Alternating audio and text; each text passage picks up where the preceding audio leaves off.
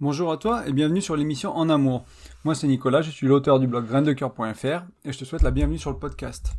Alors c'est l'épisode 116 que j'ai intitulé 5 clés pour aller vers le mieux communiquer dans son couple. Donc on va parler de communication, on va explorer un peu ça et l'importance de 5 clés qui sont simples mais qui sont essentielles selon moi. Avant qu'on commence, j'aimerais te rappeler que c'est l'été, donc j'essaie de faire des épisodes un peu plus concis, un peu plus courts. J'essaie de faire en dessous d'une demi-heure, peut-être 20 minutes aujourd'hui. On verra comment ça se passe.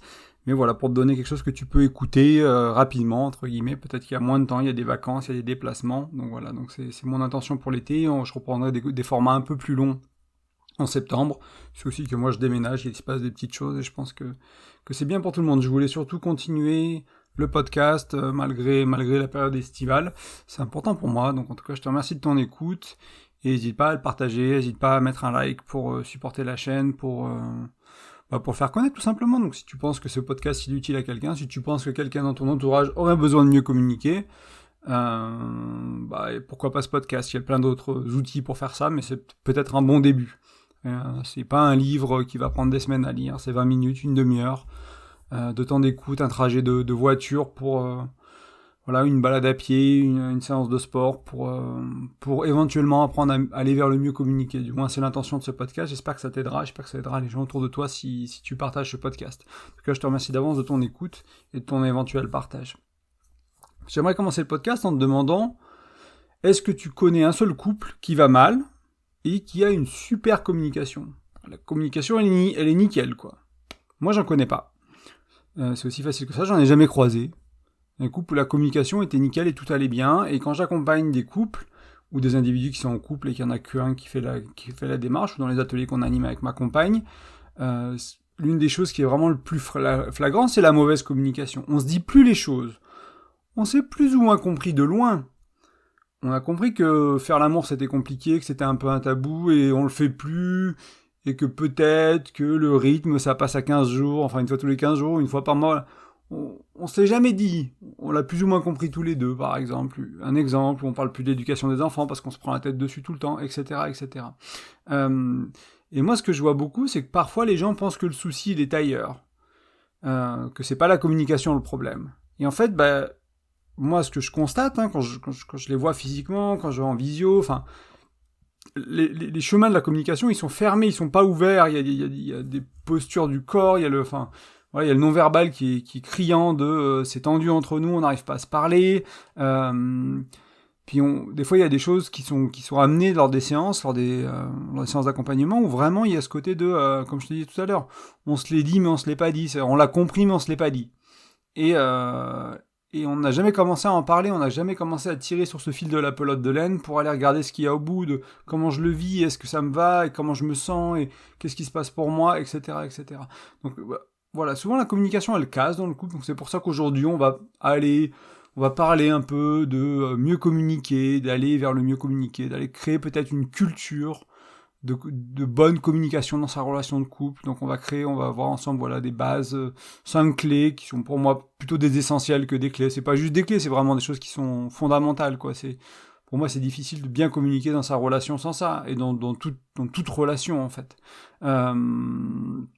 Et moi, de ce que j'ai vu, c'est mon opinion personnelle, c'est mon expérience, c'est que quand il n'y a pas de bonne communication, quand il n'y a pas, je vais reprendre, quand il n'y a pas ces 5 clés ou ces 5 essentiels, ta communication, en fait, elle est vouée à l'échec. Et comme je te disais au début du podcast, j'ai pas vu de couple qui communiquait bien quand ça va mal. Donc quand ça va mal, c'est quand souvent ça communique mal, et souvent il y a d'autres raisons aussi, peut-être. Souvent peut-être, je sais pas trop, ça dépend un peu des cas. Mais il y a éventuellement d'autres raisons, probablement, et en même temps, la communication est souvent cassée à cet endroit-là, dans cette dimension-là de la relation, dans cette partie-là de la relation, elle fonctionne pas.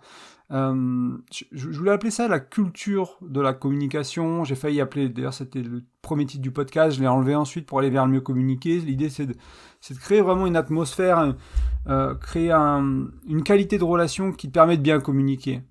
Que tu l'appelles culture, atmosphère, règle de communication, j'en sais rien quel mot tu veux mettre derrière, mais qui permet de bien communiquer, de mieux communiquer.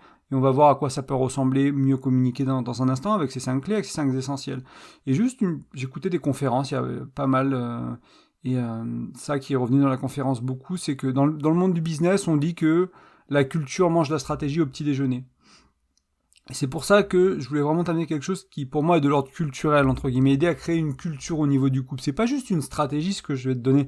C'est pas juste des clés que tu peux utiliser d'un point de vue stratégique. C'est vraiment à intégrer dans ta vie au quotidien, en toi, quoi. Que toi, tu sois, si quelqu'un d'autre passait la journée avec toi, tu vois, s'il y avait une petite mouche sur ton épaule toute la journée ou sur le mur qui regardait, qui était dans le salon de votre maison avec ta chérie ou ton chéri, et que cette mouche elle vous observait, vraiment que vous transpiriez les 5 clés qu'on va voir ensemble tous les deux dans votre communication au quotidien, etc. Que ce soit vraiment des choses qui soient vraiment intégrées.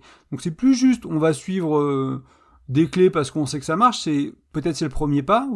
Le premier pas, ça peut être changer, entre guillemets, avoir une nouvelle stratégie de communication dans ta relation de couple. Hein. Ça peut paraître assez étrange d'en parler comme ça, mais des fois c'est un peu la décision qu'on prend, c'est de se dire ce qu'on faisait ça marche pas, donc on va changer de stratégie.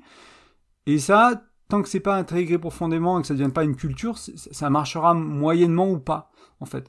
Donc l'invitation ici, c'est vraiment de creuser ces 5 clés, ces 5 essentiels, de vraiment les intégrer. Peut-être que tu vas le faire un par un, c'est peut-être beaucoup de faire 5 d'un coup pour certains, ça dépend d'où vous partez, ça dépend de vos relations, ça dépend de qui t'as en face de toi, peut-être que ce sera pas possible dans ta relation actuelle, c'est aussi ok.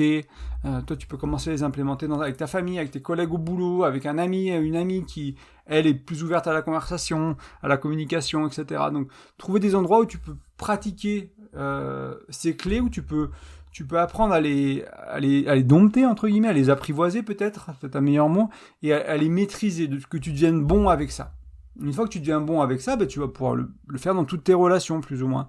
Il y a toujours des gens avec qui c'est plus facile, avec ton boss, avec ta mère, avec ton père, c'est peut-être des relations où utiliser ces clés-là, c'est peut-être pas toujours évident, ou la relation ne le permet pas, et c'est aussi ok, parce qu'il y a notamment une invitation à la vulnérabilité, par exemple, dans la communication, et la vulnérabilité, c'est super dans l'intimité, c'est super avec des gens bienveillants, c'est super avec des gens accueillants, c'est plus compliqué avec des gens jugeants, avec des gens qui ont une certaine part comment dire, qui veulent prendre une revanche pour une promotion au travail, pour j'en sais rien, des petites choses de la vie qui arrivent tout le temps, quoi, des gens qui ont une dent contre toi.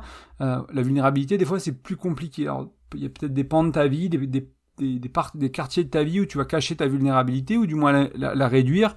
Et l'invitation, c'est quand même dans le couple, c'est d'aller vers la vulnérabilité. S'il y a bien un espace où la vulnérabilité devrait être accueillie, selon moi, c'est l'espace du couple, c'est cet espace sacré qu'est la relation à deux, ou la relation à trois si t'es en couple ou autre, mais c'est vraiment dans les relations intimes, quoi, que c'est pour moi, ça devrait être, entre guillemets,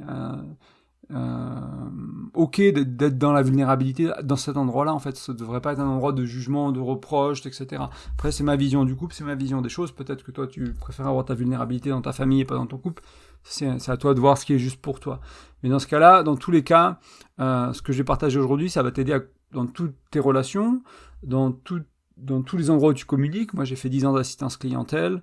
Il y a des choses qu'on va voir aujourd'hui, que bien sûr j'ai exprimé là-dedans, en fait, que j'ai utilisé en assistance clientèle. Et les bases de mon apprentissage autour de la communication, ça a été d'abord apprendre à parler. Je travaillais dans une boîte de jeux vidéo, donc d'apprendre à parler à ces joueurs qui avaient des problèmes, des questions, des problèmes de paiement, des problèmes d'installation de jeu, des problèmes de quête en jeu, etc. Si tu joues, ça te parlera peut-être. Et ensuite de faire ça avec quand j'étais manager avec mon équipe, avec ma compagne, etc. Mais c'est commencé de là. Et donc quel que soit l'endroit où tu commences à apprendre à mieux communiquer, tu vois, ça va se répercuter à tous les autres endroits. C'est ça qui est intéressant aussi. Donc, on va commencer par la première clé que j'ai appelée oser s'exprimer. Donc là, ça demande un peu de courage d'oser s'exprimer. Ça veut dire que je vais commencer à dire ma vérité. Je vais commencer à dire ce qui est là pour moi. Et ça peut faire peur parce qu'on a la peur du rejet, on a la peur de l'abandon, on a la peur de blesser, on croit que l'autre est pas capable, on fait pas confiance en l'autre. Donc peut-être une croyance utile pour supporter cette clé ou cet essentiel que je viens de te donner, qui c'est oser s'exprimer, c'est croire déjà que l'autre peut l'entendre. Il y a des relations où l'autre peut pas l'entendre. Mais c'est ok, mais souvent on a peur que l'autre ne puisse pas l'entendre alors qu'il peut l'entendre. Moi j'ai eu, je sais pas, en presque 2 ans et demi avec ma chérie, j'ai eu, je sais pas, des dizaines de fois où j'ai eu peur qu'elle puisse pas entendre. Et pourtant, on a cette culture de la communication. Tout ce que je vais t'amener aujourd'hui, il est vraiment implémenté chez nous, dans notre relation, dans ce qu'on vit, dans notre manière de communiquer. Et il s'est avéré que c'était pas vrai. Elle a toujours pu entendre ce que j'avais à dire, en fait. Il y a jamais un moment où elle me l'a renvoyé dessus, elle m'a crié dessus, en me disant c'est pas possible que tu penses ça, ou que tu as envie de ça, ou j'en sais rien. Et donc souvent on se trompe sur la capacité d'accueil de l'autre, en fait. Et on verra, c'est une des clés qu'on va visiter plus tard, mais voilà, il faut déjà oser et avoir la croyance que l'autre peut probablement l'entendre. Sachant que oser s'exprimer, c'est déjà une première chose. Après, il y a le côté qui peut être maladroit des fois. Alors, tu vois, je suis en train de changer la structure du podcast en live parce que, en t'expliquant les clés, je me rends compte peut-être ce sera plus utile de le mettre là. Et donc, ta qualité d'expression, elle est importante. C'est-à-dire que, moi, je dis toujours, on peut s'exprimer avec honnêteté dans la relation, mais c'est pas une excuse pour être un con ou être une connasse, quoi. Je veux dire, c'est vraiment pas une excuse pour être un salaud, pour être jugeant, pour être blessant. Quand je te parle d'oser s'exprimer, c'est vraiment d'abord le courage envers toi, de trouver ce courage de dire les choses, de dire bah là je me sens comme ça, là j'avais pas envie de faire l'amour hier, j'avais besoin qu'on me laisse dans ma bulle, j'avais pas envie de ça, et puis là ça m'a gêné l'autre jour, ça j'ai adoré, ça c'était fantastique, vraiment, comme tu t'es habillé l'autre jour, c'était magnifique, ce petit moment là au restaurant, on s'est regardé, on s'est fait un sourire, j'ai été touché profondément. C'est dire les choses qui vont pas, c'est dire les choses qui sont magnifiques, c'est dire tout ça, et les choses mondaines, les choses simples, c'est merci, je sais pas, moi je vais prendre un exemple tout bête, on est en train de déménager, ma chérie elle a acheté un robot aspirateur, on l'a acheté hier soir, on l'a récupéré à 21h30, et puis ce matin elle s'est levée, elle a fait 2-3 trucs, et puis elle l'a mis direct, quoi, en marche, et puis je l'ai senti tout excité, et puis on en a rigolé, tu vois, donc elle a osé exprimer qui elle était, que c'était important pour elle le ménage, enfin la propreté de la maison, et moi j'ai osé exprimer un peu que ça me touchait de la voir comme ça, quoi. C'est typique d'elle, et en même temps ça me touchait énormément, et en même temps ça me fait rigoler, ça me rendait attendri en fait envers elle. C'était vraiment il n'y avait pas de jugement, il n'y avait pas de moquerie, c'était juste c'est trop mignon de te voir comme ça en fait. Et voilà, on l'a exprimé, on a rigolé, on a passé un bon moment de complicité. Bon, c'est peut-être rien, mais si on vit ça une fois par jour pendant les 10 prochaines années, si on vit ça 2 fois par jour pendant les 10 prochaines années, ou 2 fois par semaine, ou 3 fois par semaine, et accumuler, ça va changer des choses dans la relation. Ça va changer des choses dans la qualité de notre relation. Et là, c'était des petites choses faciles de juste dire, elle qu'elle ose le faire, et puis que moi j'ose exprimer comment ça me touche, qu'est-ce que ça me fait à l'intérieur. Puis voilà, on en rigole, on se fait un bisou, c'est cool. C'est léger, il n'y a pas besoin toujours d'exprimer que des gros problèmes, que des gros trucs, ou que t'es la plus belle et que tu seras l'amour de ma vie jusqu'à la nuit des temps. Il n'y a pas besoin d'aller dans les extrêmes, il y a aussi des petites choses du quotidien dans le oser s'exprimer qui sont importantes. Et quand j'ose m'exprimer, il y a les 2 clés d'après qui sont importantes. Je sais pas trop, je vais les mettre dans cet ordre-là, on va commencer du parler en jeu. Donc là, c'est si tu fais je suis pas spécialement formé à la CNV, j'ai écouté pas mal de contenu audio dessus, donc je ne me proclame pas expert en CNV, mais de ce que j'ai compris, et moi j'avais appris ça hors CNV en fait, avant de savoir que ça venait de là, cette idée de parler en jeu. Donc si tu as quelque chose à dire à ton partenaire, à ton ou ta partenaire, pas être dans le c'est de ta faute, t'es comme ça, c'est t'es, enfin tu vois, c'est toi, tu. On n'est pas dans le jeu là, c'est ok, je ressens, il se passe ça pour moi, mon expérience elle est ainsi, quand il se passe ça dans la relation, moi je me ressens comme ça, et je m'imagine ça. C'est parler de soi, de son univers à soi en fait. Donc ça va avec le courage d'oser s'exprimer, mais c'est un peu, une fois que j'ai eu le courage d'oser s'exprimer, comme je te disais, la manière dont tu t'exprimes elle est importante, et là, s'exprimer en jeu, parler de toi, ça peut aider. Ça peut vraiment aider, parce que si tu commences à le tu qui tue, dire l'autre, c'est toi, c'est ta faute, c'est tu attaques en fait. T'es sur l'offensive, tu reproches, il y a quelque chose qui t'a blessé, c'est la faute de l'autre, etc. Et l'autre, il va le sentir, donc forcément, il va aller sur la défensive, il va se fermer, il va vouloir se protéger, il va s'énerver selon la personne que tu as en face de toi. Il y a plusieurs réponses à une attaque, entre guillemets, et du coup, tu vas pas aller dans la communication, tu vas pas créer une culture du couple dans laquelle la communication, elle est fluide. Si toi, tu sais mal t'exprimer, si toi, tu n'oses pas t'exprimer, si toi, tu sais mal t'exprimer, tu vas pas pouvoir aider ton couple à vivre dans cette culture, en fait. Et ça vient des deux, il faut que les deux le fassent. C'est important que les deux le fassent, mais toi, c'est important que toi, tu le fasses. Si toi, tu le fais pas, c'est compliqué, en fait, tout simplement. C'est vraiment compliqué. Donc, c'est aussi pour ça que là, je te parle de toi. Alors, bien sûr, il faut que ton partenaire, il ose s'exprimer. Bien sûr, il faut que ton partenaire, il parle en jeu. Comme je te disais, faut que ce soit réciproque. Et en même temps, concentre-toi sur toi, fais-le toi, vis-le toi, sois l'incarnation de ça, sois l'incarnation de je m'exprime bien, je ne reproche pas aux autres, je n'attaque pas les autres, je parle de moi, de mes émotions, de mes pensées, de mes expériences, de mes envies, de mes rêves, de mes peurs, de mes désirs, de mes fantasmes, etc. Je parle de moi. Et pas d'une manière égoïstique, hein, mais vraiment de dire, bah voilà, je ne vais pas projeter et juger ce que toi tu vis, ce que toi tu fais, je vais juste te dire moi ce qui se passe pour moi. Donc ça c'est la deuxième clé, ou le deuxième essentiel. Donc j'ose m'exprimer, et ensuite je parle en jeu. Et la troisième qui est assez liée, c'est dans l'honnêteté radicale et dans la bienveillance. Donc l'honnêteté radicale, c'est dire la vérité. C'est souvent quand je parle d'honnêteté radicale, ce que je dis, c'est pas une excuse pour être un con ou une connasse, hein, vraiment. Je vais pas être vulgaire, mais c'est vraiment important. Il y a des gens qui me disent ouais, mais de toute façon c'est la vérité. Je te dis ta vérité, et puis ils te balancent un truc en pleine gueule sur un ton énervé. Et c'est très dur à encaisser. Non, donc honnêteté radicale, ok, j'ose m'exprimer, j'ose dire les choses, je parle en jeu, et en plus avec de la bienveillance. Je vais essayer de formuler ça d'une manière, je vais essayer d'accueillir l'autre d'une manière qui va aider à cette culture de bonne communication, de mieux communiquer, à cette atmosphère de paix, presque d'harmonie dans le couple, vraiment du plus que je peux dans la bienveillance. Ce serait tellement facile de rejeter l'autre, ce serait tellement facile de juger l'autre, et ça abîmerait la relation, et ça casserait la communication. Je sais pas si tu l'as déjà vécu, toi, mais tu vas partager quelque chose de vulnérable, de vraiment vulnérable. Je prends souvent l'exemple de la sexualité, parce que c'est là moi où je l'ai vu le plus, c'est... Il y en a un dans le couple qui a peut-être une sexualité qui est un peu moins ordinaire, qui est pas nécessairement extravagante et très extraordinaire, entre guillemets, mais qui, voilà, il a un petit kink, il a un petit truc, il a un petit fantasme qui est peut-être, voilà, un peu décalé par rapport à ce que les gens pensent et ok de faire d'une manière générale. Et donc un jour, il arrive ou elle arrive à avoir son partenaire, il va avoir son partenaire, et là, écoute, moi, tu sais, ce petit truc-là, j'aimerais bien, et puis si on achetait ce jouet-là, et puis si on mettait en scène comme ça, tu vois, vraiment... ce serait vraiment, pour moi, c'est mon fantasme, c'est le kiff, est-ce que t'as envie et tout. Et puis là, il y a le ou la partenaire qui répond, non mais c'est dégueulasse, moi je ferais jamais ça, tu m'as pris pour qui, t'as cru que j'étais une paix, enfin voilà. Et là, il y a un rejet total, il y a un jugement total, et je te prends un extrême un peu aussi, hein, des fois c'est beaucoup plus subtil, des fois c'est juste du dégoût qui est exprimé de manière plus forte, c'est juste du rejet, plus faible, qui est exprimé de manière plus faible aussi en disant bah non, moi c'est vraiment pas mon truc, t'es quand même une nana bizarre de vouloir faire ça comme ça, quoi. T'es un mec bizarre de vouloir faire l'amour comme ça, tu vois. Et là on est dans tout sauf l'accueil. Et c'est la quatrième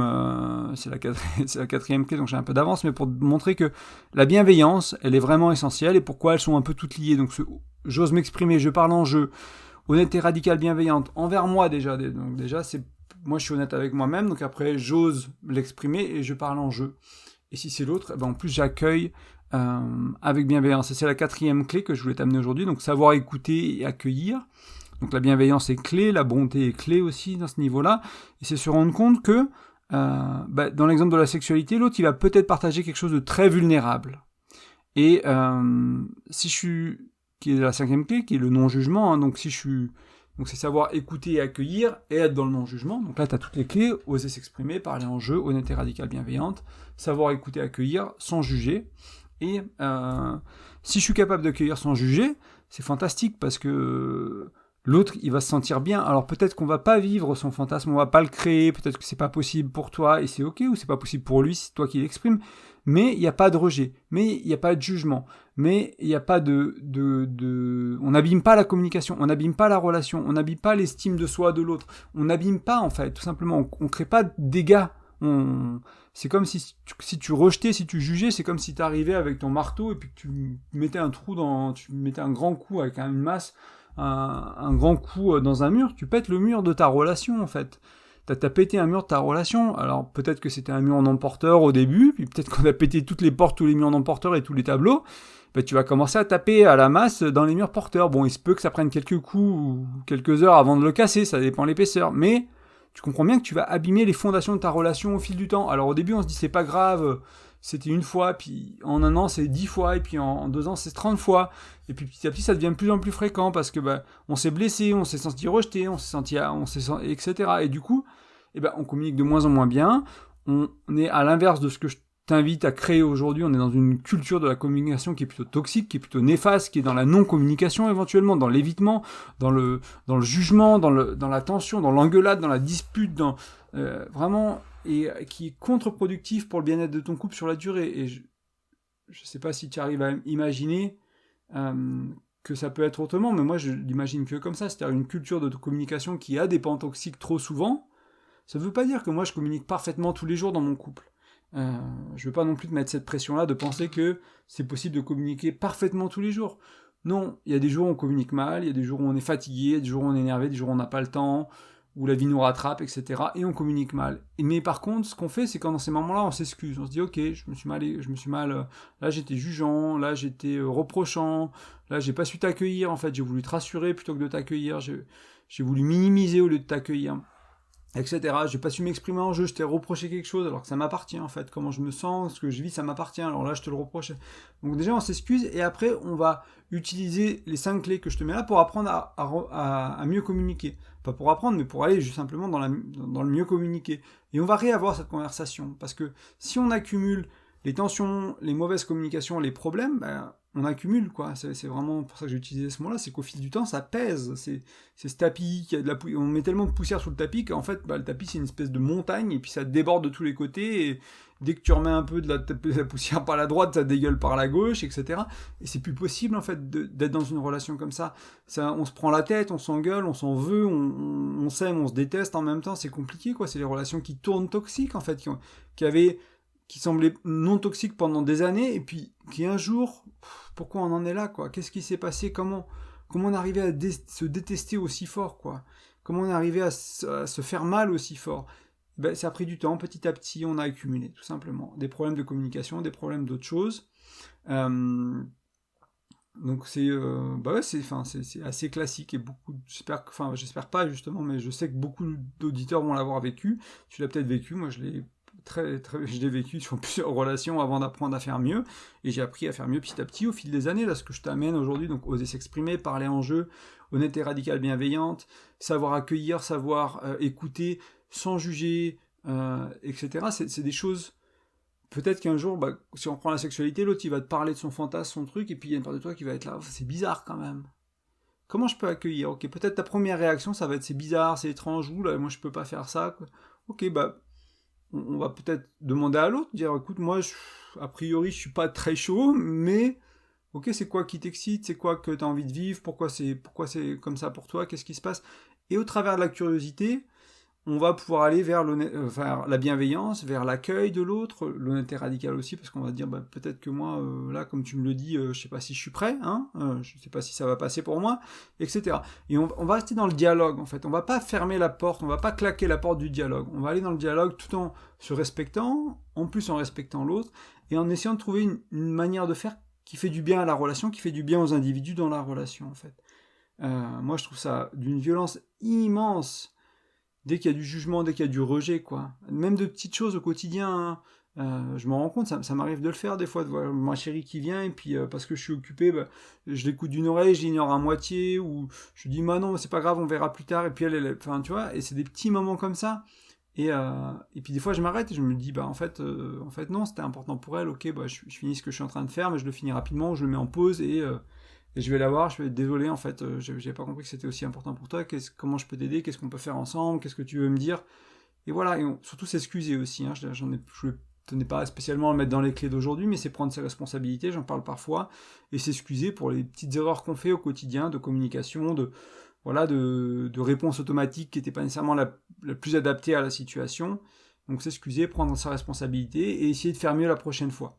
Et de temps en temps, arriver à faire mieux, et au fil du temps, en faisant un peu mieux régulièrement, tu verras qu'au bout de quelques années, tu peux vraiment transformer ta manière de communiquer, et il n'y a pas besoin de tout changer d'ici demain, ça prend du temps à implémenter, ça prend du temps à mettre en place. Donc pour moi, un peu en conclusion, peut-être bien communiquer, et créer une culture du couple avec une communication régulière et bienveillante, pour moi, ça permet de se donner une chance à la relation. Comme je te disais au début, je connais pas de couple dans lequel ça va mal et la communication est splendide. J'en connais pas. J'en ai jamais. Si toi t'en connais, c'est peut-être l'exception à la règle, c'est ma croyance du moins. Je ne vais pas te dire que c'est une vérité qui est vraie et absolue. Moi, c'est ma croyance que c'est pas le cas, et j'en ai pas croisés, tu peux me les présenter à la limite, je veux bien les interviewer pour comprendre comment ça se passe chez eux. Ça veut pas dire que s'il y a une bonne communication, tout ira bien. Il y a des couples dans lesquels il y a une très bonne communication et il y a des problèmes de compatibilité, il y a peut-être une très bonne communication sur 80% des sujets et pas sur 20% des sujets, etc. Donc c'est pas toujours une communication catastrophique, mais elle est souvent mauvaise sur là où il y a des problèmes. C'est au moins ça. Donc comme je te disais, ça permet de se donner une chance. Une chance contre quoi ? Contre le temps qui passe, contre l'érosion, contre les petits trucs du quotidien qui abîment la relation, parce que justement on va l'abîmer un peu moins vite, on va la nourrir un peu plus et on va l'abîmer un peu moins vite. Et ça peut faire du bien de ça, de moins abîmer la relation, et en plus de se sentir connecté, de se sentir intime, de se sentir proche, de se sentir en connexion avec l'autre, parce que la communication elle est ouverte, parce que la communication elle est fluide, parce que la communication elle est bienveillante, elle est non jugeante, elle est respectante. Donc ça c'est important. Et vraiment c'est une chance, ça va vraiment avoir un impact important sur les petits différends de la vie et les tensions de la vie à deux, quoi. Ces petites choses qui se prennent la tête où on n'est pas adroit. Si tu appliques ça en communication, j'ai aussi un e-book, j'ai d'autres choses sur la communication, ça peut vraiment t'aider à ce que ces petites choses-là, que ce soit plus des cailloux dans le pied, je sais pas, c'est des espèces de pois chiches, cuits, quoi. Tu les sens un peu, mais ça s'écrase, ça te fait pas un trou dans le pied, quoi, si tu marches trop longtemps avec, quoi. Juste, ça s'écrase, et puis ça sentira peut-être mauvais, ou il faut l'enlever quand même pour une question de propreté et d'hygiène, mais voilà, ça fait pas mal, quoi. Donc, ça va vraiment aider à ce niveau-là. Et j'aimerais finir ce podcast avec une question, peut-être. Maintenant que tu as ces clés pour créer une culture, on va dire, du mieux communiquer, qu'est-ce que tu vas en faire ? Voilà, j'aimerais te laisser là-dessus. N'hésite pas à venir le poser en commentaire, à venir le partager sur le blog, sur la plateforme de podcast que tu écoutes, si c'est possible de mettre un commentaire.